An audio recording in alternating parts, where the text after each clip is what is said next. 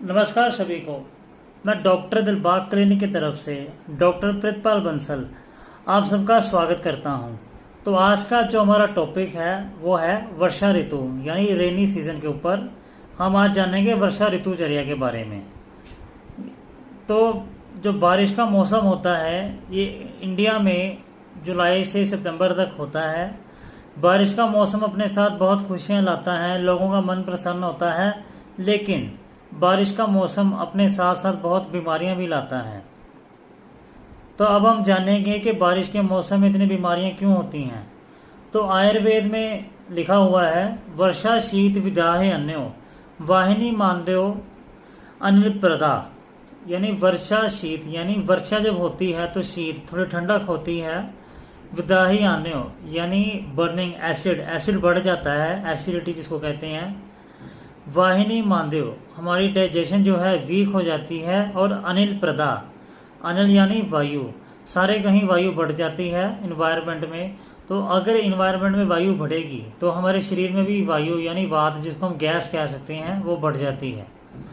तो इसमें है कि मॉइस्चर ज़्यादा होता है, नमी ज़्यादा होती है मौसम में, आसमान में बादल छाए रहते हैं, धूप कम निकलती है, तो जिसके कारण हमारी डाइजेशन भी वीक हो जाती है।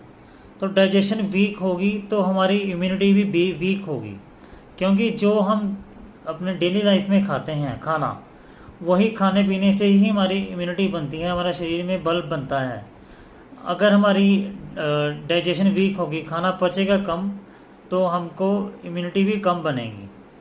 और इसमें तीनों दोष प्रकोपित होते हैं, जैसे मैंने आपको पहले बताया था पिछली वीडियो में। सबसे ज़्यादा इसमें वात दोष की वृद्धि होती है, जैसे आपको पहले बताया था, अनिल प्रदा। और ये जो मौसम होता है, ये जितने भी बैक्टीरिया वायरस होते हैं, बैक्टीरिया और वायरस जिसको कीटाणु और विषाणु, जीवाणु और विषाणु कहते हैं, वो बढ़ जाते हैं, तो जिससे बीमारियां ज़्यादा होती हैं। तो इस मौसम में हम देखते हैं कि किस प्रकार की बीमारियां होती हैं। तो जैसे आपको इसमें बताया कि अग्नि मांदेय होती है, वाहिनी मांदेय, अग्नि मांदेय होती है, जिसके कारण पेट की बीमारियां ज़्यादा हो जाती हैं, जिसमें दस्त लगना या लूज़ मोशन जिसको कहते हैं, बार बार मोशंस आ जाती हैं, टाइफाइड होता है, और विदाही अन्यो एसिडिटी बढ़ जाती है, त्वचा के रोग ज़्यादा होते हैं, एलर्जी होती है, त्वचा के रोग बढ़ जाते हैं। और त्वचा के रोग क्यों बढ़ते हैं?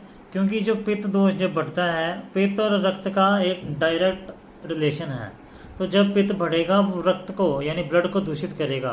तो ब्लड जब दूषित होगा तो सबसे पहले सिम्टम उसका स्किन पे ही नज़र आएगा, और स्किन को सबसे पहले अफेक्ट करेगा।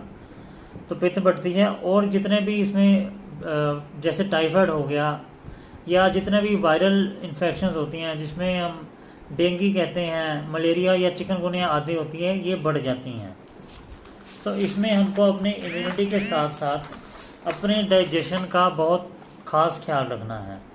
तो इसमें अब कैसी चीज़ें खानी हैं? आचार्य वाघभट ने वर्णन किया है कि इसमें लघु यानी हल्की, खट्टा और नमकीन, खट्टी और नमकीन चीज़ें खानी होती हैं। तो अब देखा जाए खट्टी और नमकीन चीज़ें, खट्टी और नमकीन चीज़ों में ऐसी कौन सी चीज़ है जो खट्टी भी होती है और उसमें नमक भी भरपूर होता है? इसमें आता है अचार। अचार खट्टा भी होता है और उसको प्रिजर्व करने के लिए हम नमक भी इसमें खूब डालते हैं। तो इसमें सारे खट्टे अचार लेने हैं, जिसमें नींबू का अचार होता है, अम्बी का अचार होता है, और खट्टी चीज़ें होती है चटनी, जैसे इमली की चटनी लेते हैं। तो दोस्तों, अब कई लोगों का ये मानना है कि आयुर्वेद के अकॉर्डिंग अगर हम चलेंगे तो खट्टी मीठी चटपटी चीज़ें नहीं खानी। ये बिल्कुल गलत कंसेप्ट है। आयुर्वेद में हर चीज़ का वर्णन है, हर चीज़ खाने के लिए बोला है, लेकिन सही समय आने पर ही खाना है। जैसे वर्षा ऋतु में बताया खट्टी चीज़ें। तो अब सब्जी इसमें देखें तो सब्जी कौन कौन सी हम इसमें खाएंगे।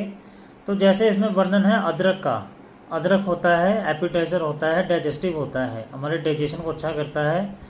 तो आयुर्वेद में वर्णन है, खाने से पहले अगर थोड़ी सी अदरक को, थोड़ा सेंधा नमक जो पहाड़ी नमक होता है, थोड़ा सा हम चबाएंगे तो हमको भूख अच्छी लगेगी और खाना पच भी अच्छा जाएगा। अदरक लेना है, इसमें लहसुन ले सकते हैं। बैंगन का वर्णन है, बैंगन जो है वात और कफ दोष को नाश करता है। और डाइजेशन को बढ़ाता है। तो बैंगन हमको खाने हैं, वर्षा ऋतु में खाने हैं, लेकिन शाम के समय नहीं खाने। इसमें हल्की चीज़ें खानी हैं, जैसे घिया, तोरी, करेला और परवल। तो ये सारी सब्जियां हो गई हैं। ये सब्जी बनानी है, इसमें हम तड़का लगा सकते हैं, जैसे जिसमें अजवाइन, जीरा आदि आते हैं। तो ये क्योंकि ये डाइजेशन को बढ़िया करते हैं अजवाइन, जीरा। अब इसमें दालें देखें तो दालों में सबसे श्रेष्ठ है मूंग की दाल, मूंग की धोई हुई दाल, जो पीली दाल जिसको कहते हैं। मूंग की धोई दाल सबसे हल्की होती है पचने में और ये बल को बढ़ाती है। तो मूंग की दाल में हम तड़का लगा के खाएंगे, जिसमें जैसे पहले बताया तड़का लगाना है। लहसुन का हो गया, सौंठ का हो गया, अदरक का तड़का हो गया, काली मिर्च का तड़का हो गया। ये तड़का लगाने से हमारी डाइजेशन अच्छी हो जाएगी। तो अब बात चपाती की आती है। चपाती कैसी खानी है, कौन सी खानी है? तो इसमें जो चपाती खानी है वो गेहूं की रोटी खानी है। मल्टीग्रेन इसमें नहीं लेना, क्योंकि मल्टीग्रेन में ज्वार आदि, मकोई आदि आता है, जिसको मक्की कहते हैं। ये सभी हैवी होते हैं। तो गेहूं का आटा ही, इसमें गेहूं के आटे की रोटी खानी है। और इसमें एक वर्णन है, आटे को थोड़ा सा गर्म रखना है बनाने से पहले। गर्म रखेंगे तो वो हल्का रहेगा, डाइजेस्ट ईजिली हो जाएगा। तो बात आ गई, कई लोगों को चावल पसंद होते हैं या वो उनको चपाती की मुश्किल होती है, वो चावल ज़्यादा खाते हैं। तो उन लोगों को क्या करना चाहिए? तो आयुर्वेद में एक बहुत ही अच्छा वर्णन दिया हुआ है। जो कच्चा चावल है उसको तवे पर भूनना है, बिना कोई चीज़ डाले ऐसे ही भूनना है। फिर उसको भिगोकर नॉर्मल विधि से बनाएं। तो जब चावल हम भूनेंगे तो वो चावल हल्का हो जाएगा, पचने में काफ़ी हल्का हो जाएगा। तो इससे हमको कोई दिक्कत नहीं होगी। तो चावल में भी हम जीरा राइस हो गया, लेमन राइस हो गए या अजवाइन राइस हो गए, थोड़ी सी काली मिर्च डाल दी बीच में, जिससे वो पचने में अच्छे हो जाएंगे और टेस्टी भी लगेंगे। तो अब बात आ गई है पीने की। तो इसमें पीना क्या है? तो इसमें हम जो है मसालेदार लस्सी, जो लस्सी होती है उसमें हम जीरा, अजवाइन चीज़ें डालकर उसको मसालेदार, काली मिर्च डालकर मसालेदार बनाएंगे। मतलब टेस्टी लस्सी पीनी है। मसालेदार लस्सी पियेंगे वो डाइजेस्ट ईजिली हो जाएगी। और पानी जो है इसमें गर्म पानी या कोसा पानी पीना है, उसके बीच में शहद मिला सकते हैं। लेकिन अब बात आ गई कि कई लोग कहते हैं कि गर्म पानी हम नहीं पी सकते, हम डाइजेस्ट नहीं होता, गर्मी हो जाती है।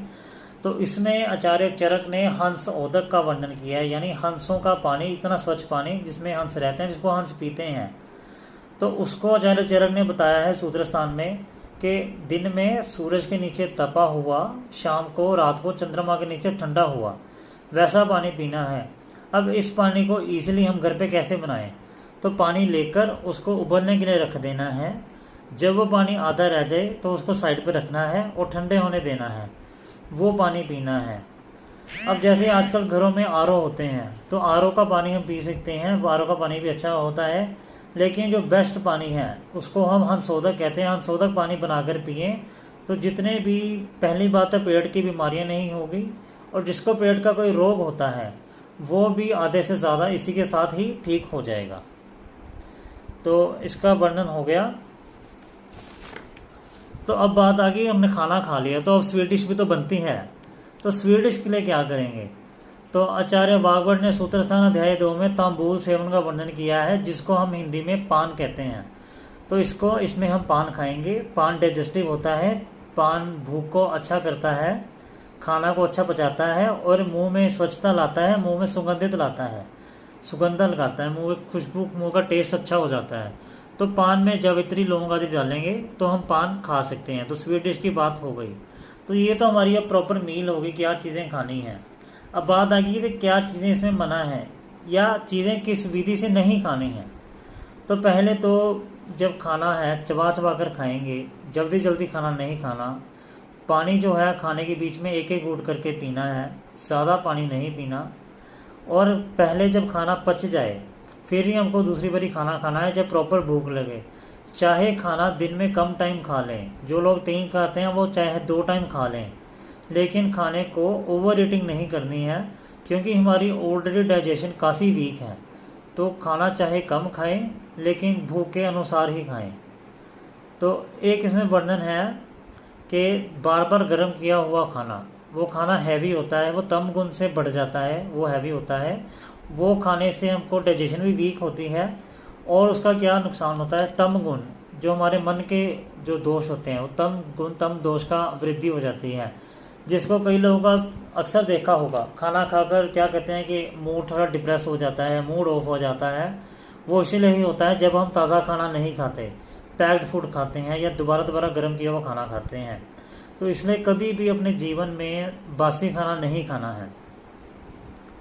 और इसमें क्या चीज़ें मना है, इसमें आचार्य भावप्रकाश कहते हैं कि हमको हरी पत्तेदार सब्जी नहीं खानी है।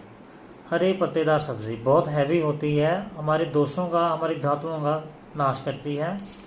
लेकिन कुछ लोगों को हरी पत्तेदार सब्जी खाने के लिए बोला होता है, ज़रूरी होती हैं, या कुछ लोग डाइट पे होते हैं, तो वो लोग क्या करें। तो आयुर्वेद में इसका भी बहुत एक बढ़िया दिया हुआ है वर्णन कि कैसे हमको अगर हरी सब्जियां खानी है तो कैसे खानी है। तो आचार्य सुश्रुत अपने सूत्र स्थान के 45वें अध्याय में कहते हैं, स्फिन्नम निष्पीड़ितम शाकम, शाक यानी ग्रीन वेजिटेबल, स्फिन्नम निष्पीड़ितम यानी उसको अच्छे से जल से धोकर अच्छे से निचोड़ लेना है, उसका पानी निकाल लेना है। हितम शाकम स्नेह संस्कृतम यानी उसको जब बनाना है तो उसमें स्नेह यानी तेल या घी आदि डालकर उसको पकाना है, यानी उसको अच्छे से धोकर पानी निचोड़कर उसको तेल आदि में पकाना है। तो इस प्रकार से पकाया हुआ जो ये हरी सब्जियां, पत्तेदार सब्जियां होती हैं, ये हमारे शरीर के लिए हितकर होती हैं, इससे नुकसान नहीं होता।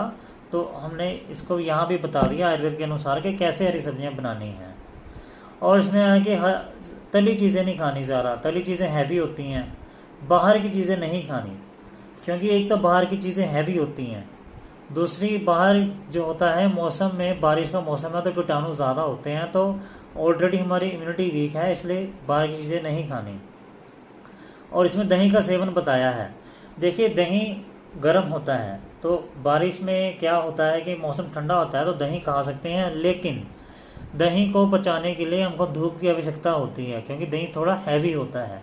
तो दही को डेली नहीं खाना, जब आसमान में बादल छाए हों तब दही नहीं खाना, आसमान क्लियर हो तभी दही खाना है। तो ये सारी चीज़ें होंगी खाने पीने की। अब हम बात करेंगे इसमें क्या लाइफस्टाइल फॉलो करना है या क्या चीज़ें नहीं करनी। तो हमारी अग्नि डाइजेशन वीक है तो हमको थोड़ी एक्सरसाइज करनी है, लेकिन इसमें एक बात आती है कि एक्सरसाइज है अर्ध शक्ति व्यायाम, यानी आधी शक्ति जितनी एक्सरसाइज करनी है, जितनी बॉडी की पावर है उससे आधी एक्सरसाइज करनी है, ज़्यादा एक्सरसाइज नहीं करनी। स्पेशली जो इसमें हार्ट के पेशेंट या लंग्स की डिजीज़ जैसे अस्थमा आदि के पेशेंट होते हैं, उनको बहुत ध्यान रखना पड़ता है, क्योंकि इसमें नमी ज़्यादा होती है, पसीना ज़्यादा आता है, तो वीकनेस जल्दी आ जाती है, सांस जल्दी फूलता है, तो उनको ध्यान से एक्सरसाइज करनी है। उसके बाद इसमें एक बहुत ही इंटरेस्टिंग चीज़ बताते हैं आयुर्वेद में, इसमें वर्णन है उपवास करना यानी व्रत करना। अब सावन के महीने में व्रत काफ़ी आते हैं, तो भारत की संस्कृति और हमारा आयुर्वेद आपस में लिंक करते हैं। तो इस व्रत हम इसमें इसलिए आते हैं ताकि व्रत करने से हमारी डाइजेशन अच्छी होती है, और इसमें हमको वात की वृद्धि होती है, यानी ड्राइनेस ज़्यादा होती है, तो हमको तेल का प्रयोग करना चाहिए, स्पेशली एक्सटर्नली, यानी इसमें मसाज कर सकते हैं ऑयल की, नाक में तेल डालना, कान में तेल डालना और नाभि में तेल डालना। आयुर्वेद में वर्णन है जो नाभि है हमारी सारी जो बॉडी के चैनल्स हैं जिसमें से सारी चीज़ें नरिशमेंट ट्रैवल करती है, उसका मूल है, उसकी रूट है। तो नाभि में तेल जब हम डेली डालेंगे तो हमारे पूरे शरीर में ड्राइनेस नहीं होगी, हमारी पूरी बॉडी में फ्लेक्सिबिलिटी बनी रहेगी, काम करने की शक्ति अच्छी रहेगी। और इसमें एक चीज़ का वर्णन है कि दिन में नहीं सोना चाहिए, क्योंकि दिन में सोने से डाइजेशन स्लो हो जाती है, तो ऑलरेडी डाइजेशन वीक है। लेकिन इसमें बात आती है जो बुज़ुर्ग और बच्चे होते हैं, जो जिनको दिन में सोना अब ज़रूरी होता है, तो उसके बारे में भी बताया गया है कि दिन में उनको सोना है लेकिन कम सोना है। और इसमें वात हवा बड़ी है, तो ज़्यादा हवादार चीज़ों के नीचे नहीं रहना, जिसमें पंखा ज़्यादा तेज़ नहीं चलाएंगे, ठीक है, तो ज़्यादा हवादार चीज़ों के नीचे नहीं रहना, जिसमें हमारे ज़्यादा हवादार चीज़ों के नीचे रहने से जो हमारे जोड़ों के दर्द आदि दर्द बढ़ जाते हैं।